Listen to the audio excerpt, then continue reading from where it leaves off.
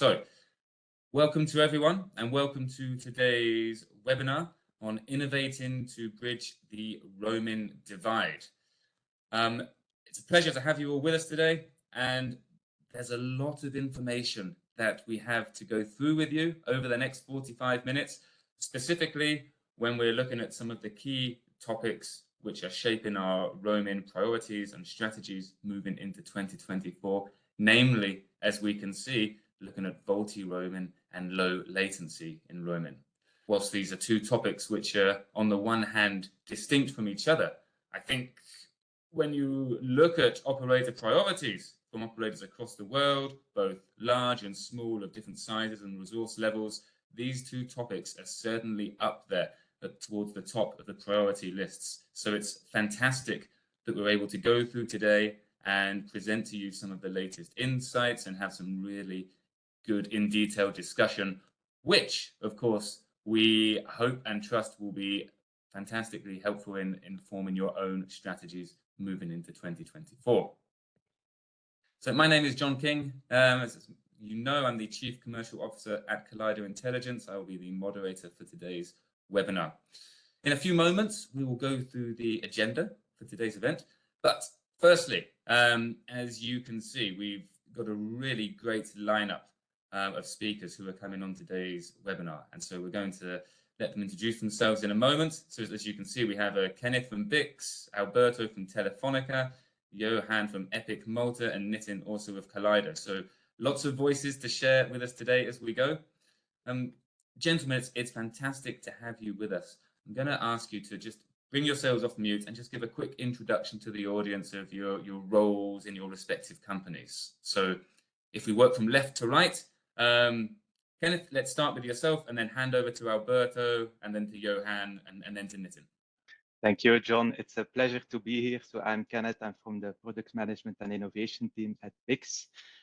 So at BICS, we focus on connecting the communities, and we try to enable the global use cases which will enable the future business of tomorrow. Thank you. Thank you. Yes, a pleasure to be here with all of you. My name is Alberto Carra. I'm head of market intelligence and B2B at Telefonica Global Roaming. Telefonica Global Roaming is basically the business unit within Telefonica Group that closes the wholesale roaming agreements on behalf of Telefonica affiliates and several third-party operators. Thank you, Alberto.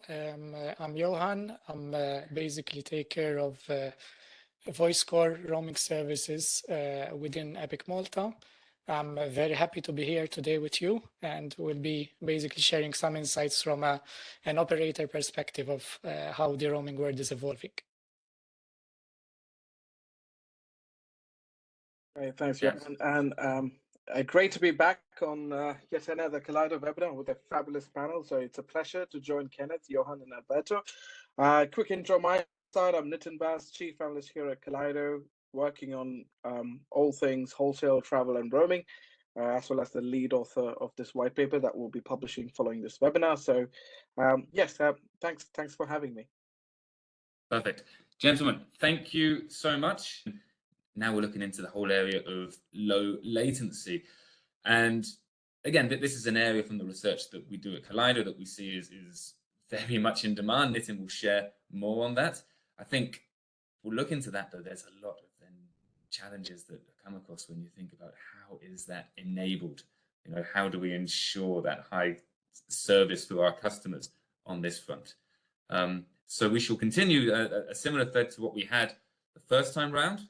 In terms of, we'll share some insights with you from Kaleido's side, and then we'll add some views before Alberto from Telefonica comes and shares, and then of course we'll move to the central Q&A. So please do keep any questions coming. It's great to see the ones that have come through.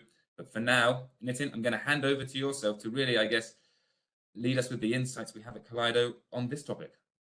Yeah, sure. Thanks again, John. So as John just mentioned, a key topic that we continue to research, we continue to come across, our interviews, our surveys are on 5G roaming and low latency. So we see there is a heightened focus amongst operators, both from a domestic perspective and from an international service perspective on 5G rollouts. And there is an understanding, or rather there is an expectation that 5G will unlock new revenue streams and new revenue opportunities for the roaming sector.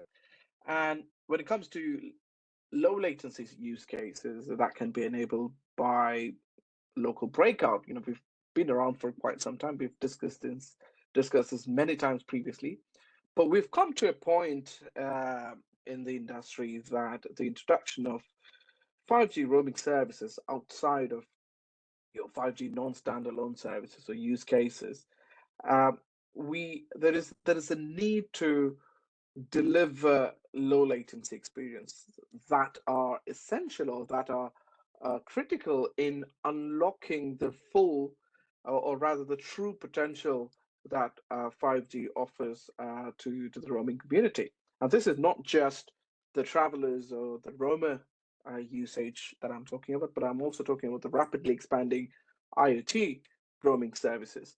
So solutions such as a local breakout and more recently regional breakout, have offer a promising solution to address this latency challenge. Now, latency challenge, when you talk about latency, it needs to be addressed because it has substantial implications on a wide range of enterprise use cases, a wide range of IoT applications and use cases, especially across industrial or automotive and healthcare sectors. So the need to provide localized experiences when roaming, when the device or the user itself roams onto a visited network or region, at the same time making sure the experience is not lost, but at the same time enhancing that user experience is critical.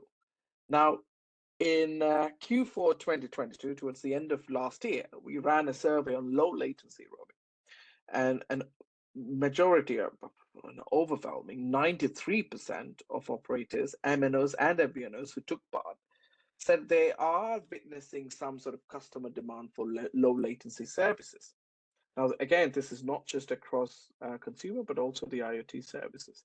So that's impressive, right? Like as you can see in the chart, around 64%, or rather 60%, finds this very important to the need to support low latency services and 5G roaming. So it kind of represents the shift that we are seeing, the shift in dynamics of the roaming landscape, where it's not just operators focusing on launching 5G non-standalone, but a lot of the operator groups and tier one operators, they are focusing on, okay, how can you achieve the true and real potential of 5G roaming? How can you address those low latency business demands? And moving on to the next slide, let's quickly look at the use cases. So every single time we talk to a mobile operator executive boards, maybe while presenting our research, we constantly get asked, okay, what are those use cases that we need to ready ourselves? We have launched 5G non-standalone roaming. We've scaled it up to 60 plus global markets. We're readying ourselves for 5G standalone roaming, but our customers are happy with the speeds that's being offered with 4G and 5G roaming. What are those use cases that we can address? So when it comes to low latency use cases, be it consumer, be it IoT roaming, there is an enthusiasm amongst both parties. From a consumer market, I think from the survey, we saw 95% of respondents recognizing the importance of local breakout in delivering high quality video services, gaming services. And at the same time, if you look at the enterprise use cases, around significant percent focusing on transportation, healthcare sectors to gain significant advantages from local breakouts or low latency services. So healthcare, automotive, transportation is where we see the demand. But overall, there is a reliance on local breakout to offload the substantial data volumes from vehicle. At least there's a demand for relying on local breakout going forward. Now, moving on to my next slide, before I will hand over to you, John, there's two things that I would like to focus here: local breakout and regional breakout. So they both offer a promising way to enhance the user experience. Both offers a promising way to reduce the latency as 5G drives the increasing demand for new use cases and applications. 73% of operators are actively looking into these two technologies, right? We've seen from the past that the trust concerns and lack of control over Roma session means local breakout has been slow traditionally. Things are supposed to evolve going forward, but our research finds regional breakout to offer a promising alternative that maintains that trust requirement and policy control for the home operator. So if you take things like gaming or healthcare, it helps reduce the latency, but also supports in providing that differentiated quality of service. So it could be that successful regional breakout deployments are the way forward to build the case for local breakout deployment. So as we know, it's a relatively well-known technology amongst operators.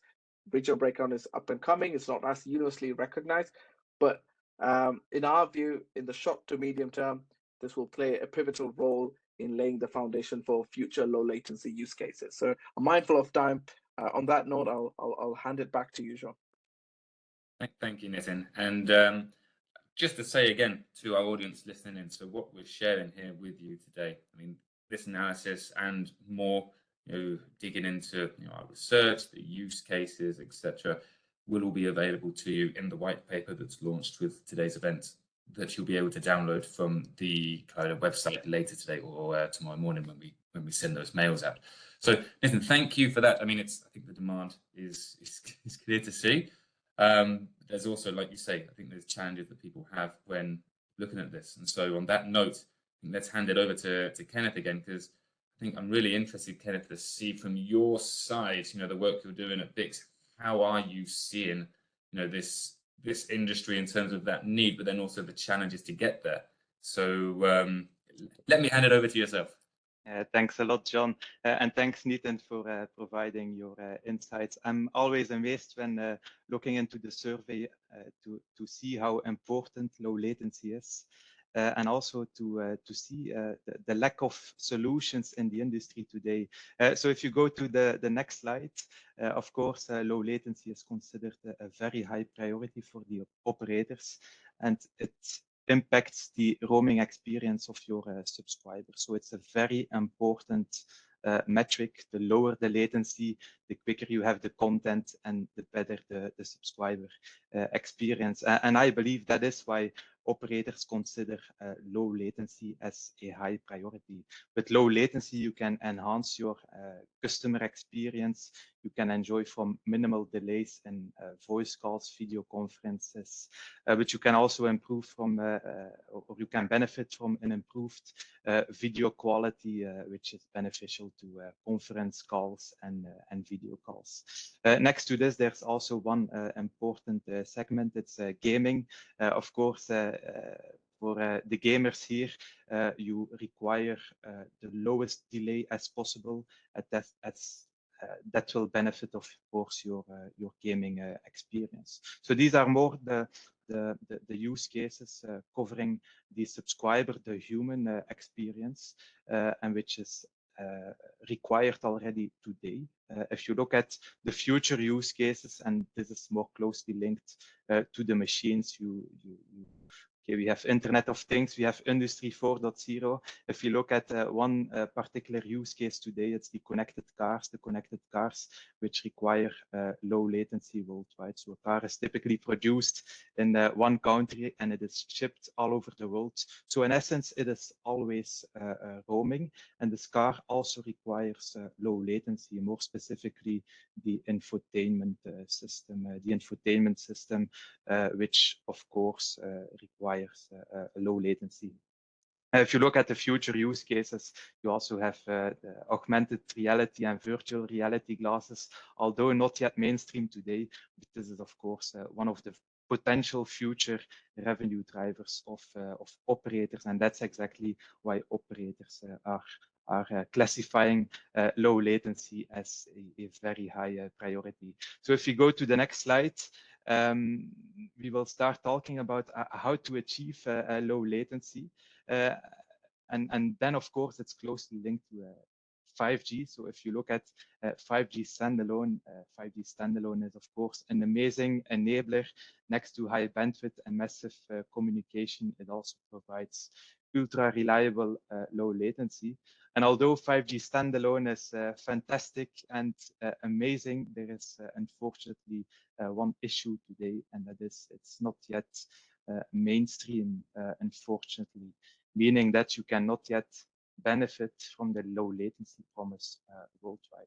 So how do you provide low latency worldwide? Then you need to focus on the existing or the available technologies which are available worldwide. You could consider them the medium. So if you look at the available mediums, we have 4G, of course, the LTE technology, which is vastly deployed by 730 operators worldwide. And that's, of course, something that you need to leverage. Next to this, we also see an evolution towards 5G non-standalone. Many operators are investing in 5G, and there we also already see 265 operators who have a very wide access coverage in 5G non-standalone. So let's focus on 4G and 5G non-standalone, how to achieve low latency today, because I think that is what is important. So let's jump to the next slide. And the next slide basically shows roaming as it is today. So we all know what roaming is. It today enables subscribers to enjoy data services worldwide. And there you see basically subscribers. It's the small smartphones depicted in the drawing, which are traveling worldwide. For long distance travel, the latency experience is not always that optimal because the traffic is always home routed to the home operator. So in the center of this drawing, you have a home operator, and you have scattered the subscribers. And you can see that all the traffic is always being home routed. And this is in essence creating a very high latency, meaning it is negatively impacting your subscriber experience. So today we see that we are actually hitting the fiber cable limitations. The light cannot travel quicker into the fibers, unfortunately, and this is impacting the high. This is impacting the long distance travelers, and some travelers may have a 250 millisecond latency. That's really a terrible experience, you could say, for the outbound roamers. And of course, this is resulting into slow web page loading time, suboptimal gaming experience, meaning your subscribers don't really enjoy the roaming. Next to this, you also have the new global IoT use cases, which require low latency, for example, the infotainment systems. You need something else. You cannot go with such an architecture. You need something else in order to address the new use cases, in order to address the connected cars and their infotainment systems. So what do we do at BICS to bridge this gap? So if you move to the next slide, you will see how today we have developed a solution which can address this high latency problem worldwide. So we have developed a global and multi-region solution, which basically enables the subscribers of the operator to have low latency. So meaning your subscriber experience will improve, plus you will be able to address the IoT use cases and their requirements today. So we're really talking about today by leveraging the 4G and 5G non-standalone network. So how do we do it? So we basically have a turnkey solution. You as an operator, you ask for breakout, and basically we enable content to be accessed within the region. So you will see that there are still many handsets traveling around, but you see that the content is being accessed within the region itself, meaning the distance between the content and the roaming subscriber is a lot shorter. And of course, this positively impacts the roaming experience, meaning roamers can suddenly enjoy sub 65 milliseconds. They can do it through the existing 4G and 5G non-standalone networks. And this, of course, creates positive subscriber experience. Next to this, you can also address the new IoT use cases, taking again the example of the connected car, because that's something which we see today in the industry. The connected cars can also benefit from the regional breakout and more specifically the infotainment system. So we believe that this type of a solution will help the industry moving forward to address the global low latency use cases, such as the connected car, such as AR and VR glasses, etc., etc. I leave the floor back to you, John. Thank you. Kenneth, thank you so much for that. So yeah, there's a lot there, and it's very interesting to look at. So Alberto, I'm going to bring you straight in, and thank you for your patience waiting for this section. But I'm really keen to get your views here as well, because of course I think that there's a clear opportunity that is seen, but there are challenges that we need to overcome as well, right? So so let's get straight into it, Alberto. I think that the first question, so same as with Johan, we'll ask you 3 different questions. That's okay. Now the first one is very much again on that use case side from your perspective, what you see at Telefonica. So obviously Nitin shared a bit about the use cases that he sees, and Kenneth likewise. I think from your view, how does that compare with, what are the main use cases that you see from your customer base that are really driving this? Actually, what we see is quite in line with what has been shared already. So we see a clear demand of low latency use cases, both in the industrial autonomous vehicle segment and as well from the consumer segment, gaming, another example. So, and actually, let me put just a couple of examples. On the autonomous vehicle, I would say is the most obvious one, and it's a use case that I really like because the business case behind is so strong that actually can push the whole industry, the whole telco industry, to provide or to deliver low latencies that then other use cases can be built on. Or on the consumer segment, another one that is very interesting is, for instance, we were testing with one of our clients an hologram-based call service. So basically for them, in order to provide a real hologram that is close to reality, latency, it's a must. They have to reduce latency as much as possible. And needless to say, that these 2 services have to properly work in roaming. Otherwise, clients makes no sense for clients that when they are outside their home network, but they cannot enjoy these 2 services. But in any case, I would say that we can name as many cases as we can imagine, and that's why, from my perspective, it's a matter of opening the telco ecosystem, the telco networks, so that developers can build on top of our networks the applications, or they can develop the applications that they consider that there's demand there. So it's just basically subject to the imagination of all the developers here. I think the use cases are, like you say, it's clear to see. So it's great that you echo that as well. Let's shift it onto the trickier topic, if we will, which is addressing some of those challenges. And there's a couple main ones right there that we can look at. So I think I'd like to understand from your perspective, what do you see as the main technological challenges the industry needs to address to meet the clear demand for low latency and roaming? Of course, I would say it's easier said than done. Providing these services, it comes with a huge amount of challenges. Let's start with 5G SA, as it has been already mentioned, with a local breakout approach. This is a must. But whenever we are talking about 5G SA in roaming, the next topic is VC. We need to implement VC in order to implement or to charge for the traffic generated through 5G SA. But what else? The interconnection as well among operators is fundamental. No? And here, for instance, let me share that Telefónica Global Solutions is already developing several POCs to increase the number of IPX peering among carriers. And as well, we are opening our network nodes so that our partners can just download their content in our network nodes in a local breakout approach. No? And the results that we got here were extremely positive. The latency was reduced significantly, and therefore the service could be delivered. And I would say that these are the main challenges with regards to set up the network, to set up the infrastructure. No? But as I was saying, we need to facilitate the creation of demand for low latency use cases. And in this context is where I highlight the relevance of the GSMA Open Gateway initiative. No?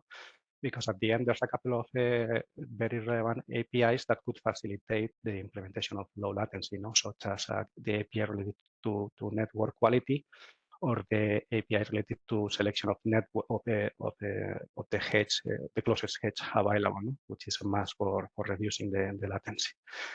So basically, at the end, in order to sum up, we need to facilitate, in one hand, the network. We need to set up the networks, and in the other hand, we need to facilitate developers to build on top of our networks. And this, for sure, will increase the demand of low latency use cases.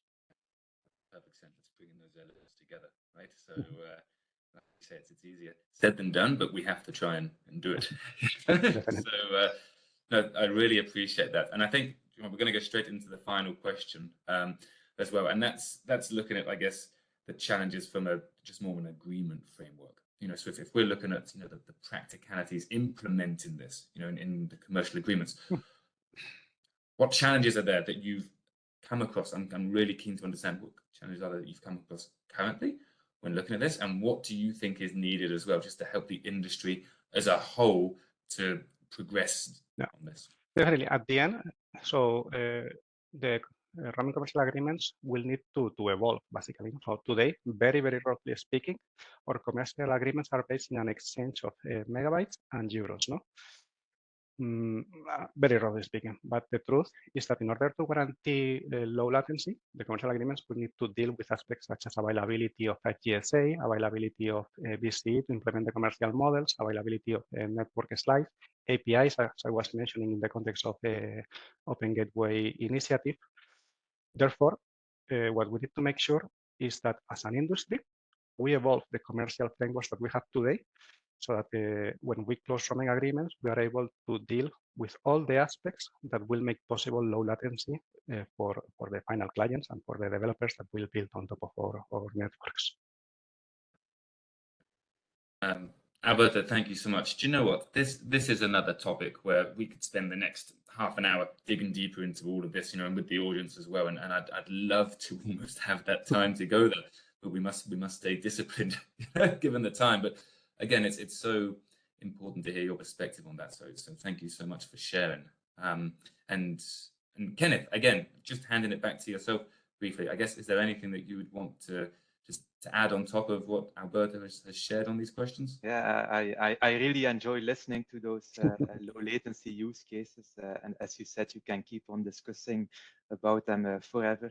But indeed, if you look at 5G standalone, it's still quite a road ahead with quite some challenges linked to local breakout. And that's why we believe that the industry is in need of a regional breakout solution, which is already available on 4G and 5G non-standalone. It's the perfect intermediary solution to already enable low latency use cases. Thank you. So much, Kenneth, Alberto. Thank you both. We will now move to draw the webinar to a close. For those people that have submitted their questions, so I mean, that we've just seen from Amin and Jeremy, and I think one or two others. So we'll follow up with you on email after this. I think there's some really good questions there on this question topic of how actually we enable the low latency, and digging into that. That's certainly something that we're happy to share some thoughts on. A reminder to everyone that white paper is coming your way shortly. The recording from what we've gone through today will be available shortly as well. So we'll let you know via email when that's all ready. I just want to pause and take a moment just to give another thanks to Johan, to Kenneth, to Alberto, and to Nitin for just coming on and sharing so much with us in such a short space of time. So guys, thank you so much for that. I'm sure I can speak for the audience when I say it's really appreciated. So thank you, guys. Thank you. Pleasure to